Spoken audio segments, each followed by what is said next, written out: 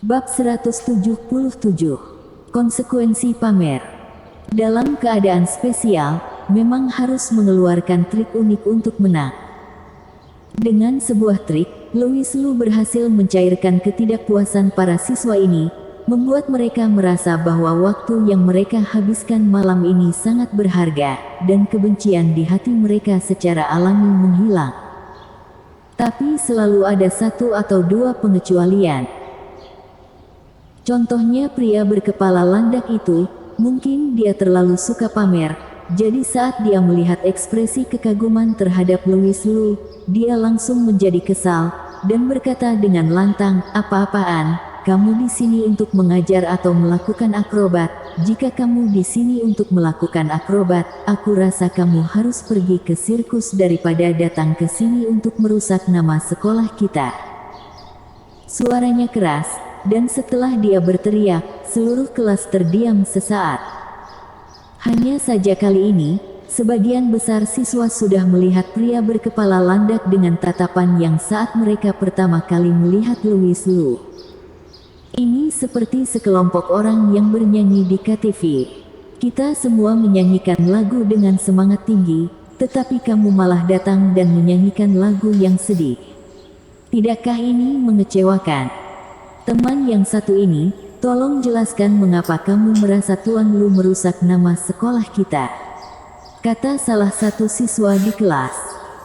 Pria berkepala landak mencibir dan berkata, "Sekolah adalah tempat belajar. Apa bedanya perilakunya barusan dengan bermain pisau di kampus? Bukankah itu akan membuat nama sekolah menjadi buruk?" "Benar, apa yang dikatakan pacarku benar." Gadis dengan rok mini itu secara alami membela pacarnya. Beberapa siswa ingin membantu Louis Lu, tetapi pada saat ini mereka malah mendengar Louis Lu berkata, "Murid-murid sekalian, dengarkan aku." Ruang kelas kembali sunyi. Louis Lu tersenyum dan menatap pria berkepala landak. "Aku rasa apa yang dikatakan teman ini benar. Aku datang ke sekolah untuk mengajarkan pengetahuan pengobatan tradisional, bukan untuk melakukan akrobat, jadi mari kita bicara tentang pengobatan tradisional. Mari kita mulai dengan kamu."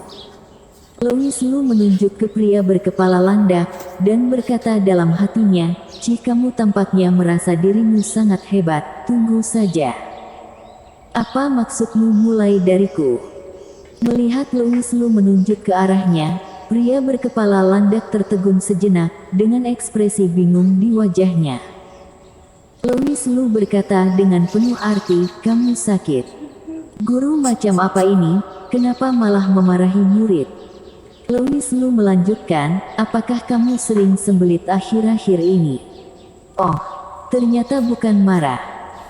Baru pada saat itulah semua orang menyadari bahwa guru sedang mendiagnosis kepala landak. Tetapi pria berkepala landak tidak senang ketika mendengar ini, dan segera berkata dengan nada tidak senang, "Berhenti bicara omong kosong di sini, aku rasa kamu yang sembelit, aku sangatlah sehat sekarang."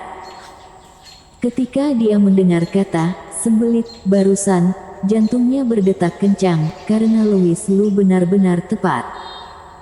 Tapi di bawah tatapan semua orang, dia tidak akan mengakuinya, tidak peduli apa yang dikatakan Louis Lu, dia akan menyangkalnya, sengaja ingin mempersulit Louis Lu. Louis Lu tidak marah, terus tersenyum dan berkata, "Apakah kamu berani berdiri dan biarkan aku melihat?" "Berdiri ya berdiri, kamu kira aku takut?" Pria berkepala landak meminta pacarnya untuk turun, sedangkan dirinya berdiri dan menatap Louis Lu dengan provokatif. Dia tidak percaya Louis Lu bisa melakukan sesuatu padanya. "Aku bisa tahu dari warna kulitmu kalau kamu memiliki masalah pencernaan. Ini seharusnya karena kamu makan terlalu banyak makanan pedas, menumpuk panas di perut Anda, yang menyebabkan kekeringan dan hilangnya kelembaban di ususmu, jadi kamu sembelit." Omong kosong.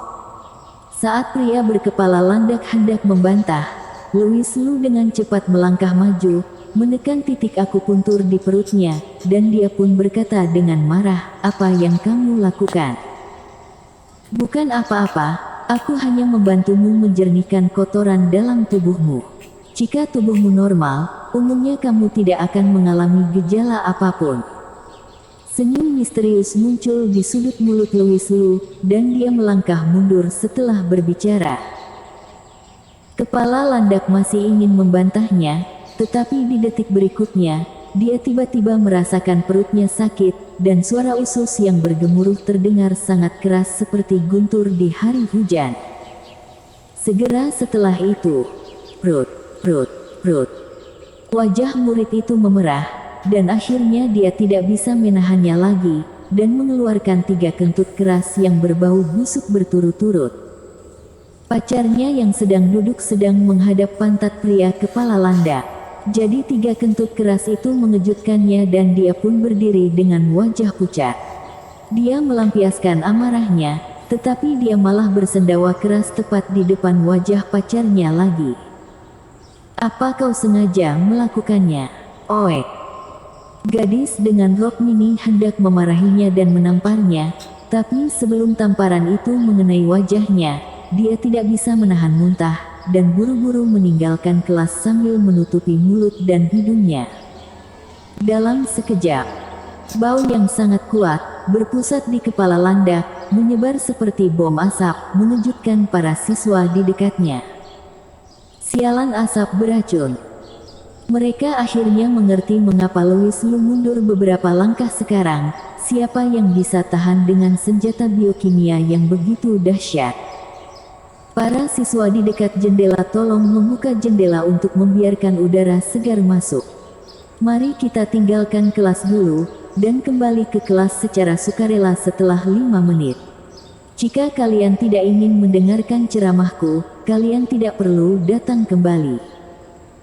Setelah Louis Lu selesai berbicara, dia bergegas keluar kelas terlebih dahulu. Sial, guru ini melarikan diri lebih cepat dari kelinci. Melihat Louis Lu telah melarikan diri, para siswa di kelas segera menutup hidung mereka dan bergegas ke pintu. Sebelum pergi, mereka masih menatap kepala Landak dengan garang. Siapa yang suruh kamu menantangnya? Sialan, apa kamu makan kotoran untuk makan malam? Tidak kuat lagi. Segera, hanya pria berkepala Landak yang tersisa di ruang kelas, dan dia berdiri di sana sendirian dengan malu. Bersambung.